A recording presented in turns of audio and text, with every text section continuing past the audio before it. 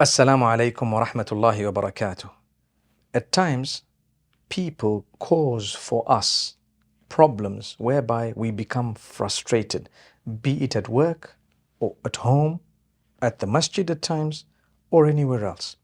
The frustrations that we have to deal with, and we become so frustrated because they frustrate us in many different ways. Again, and we must repeat, whenever dealing with difficulty, primarily we talk of the coping mechanisms and the remedies. And one of the ways to cope, the biggest and best way, is to bear what is known as sabr, to connect with Allah, to pray to Allah, to remember Allah, to improve yourself in your acts of worship, and to try and improve yourself as a person.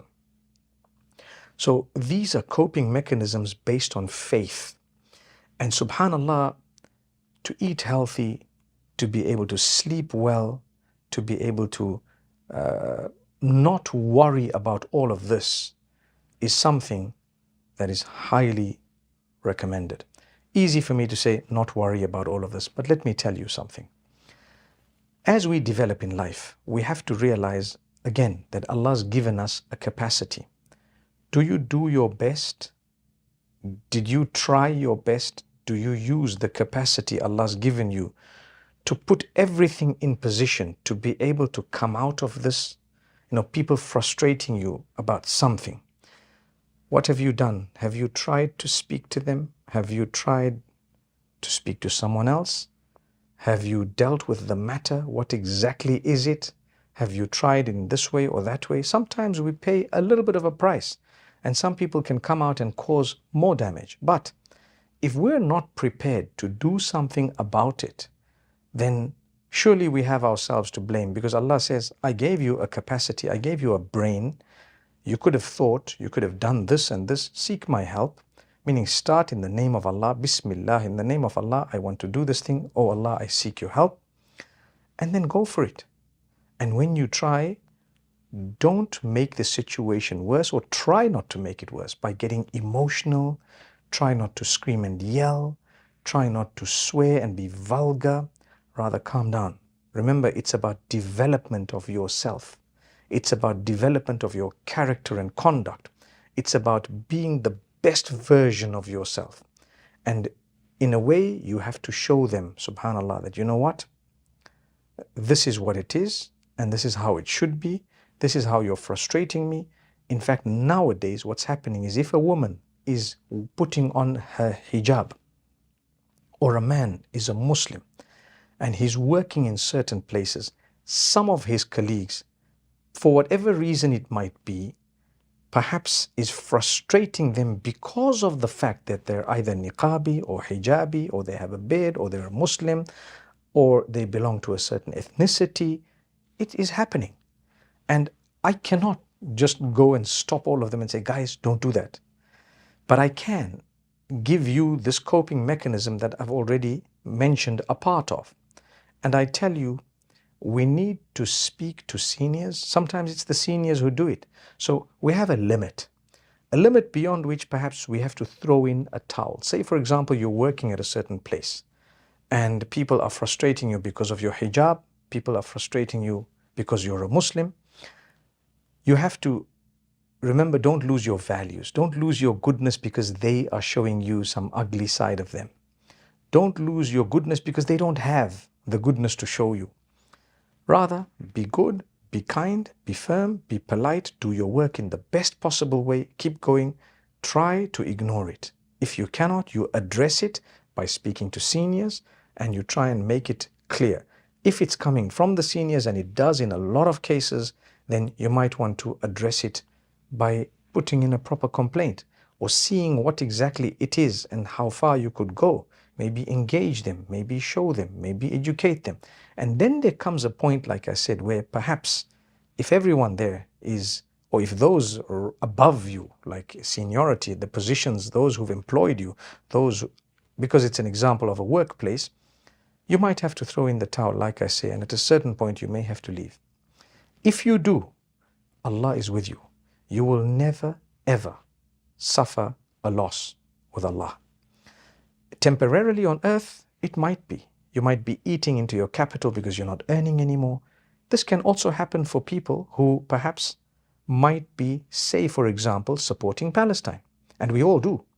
So people might decide to close your accounts. They might decide not to do business with you. So be it. It's one of those things. Take it in your stride.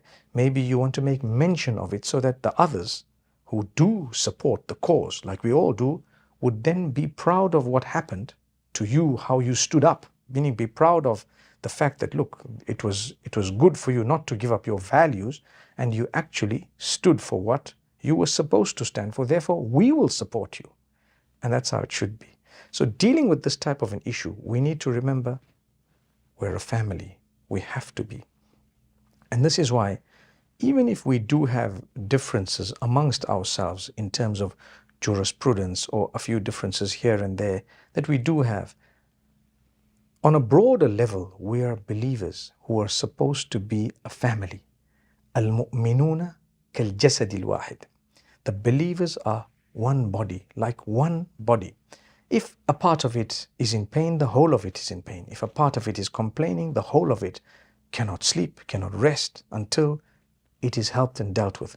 The sad reality is we are unable to do that in many cases. And that's why we struggle. So until we don't realize that we need the togetherness, we're not going to solve many problems.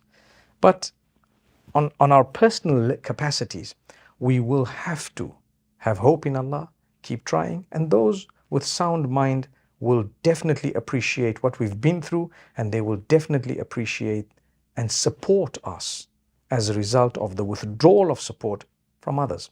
For example, if you've lost your job and there is another person who really has been touched by what you went through, by right, they should give you a job, or they should look after you, or reach out to you at least. May Allah make it easy. May Allah help us to do the right thing. And this is why I say we always address two sides or more than two sides of the issue. One is those who are the victims. Two, those who are the observers watching. The perpetrators as well. That's a third side to it. And those who are cheering on the perpetrators. That's another side to it. So we have all these types of people in the world.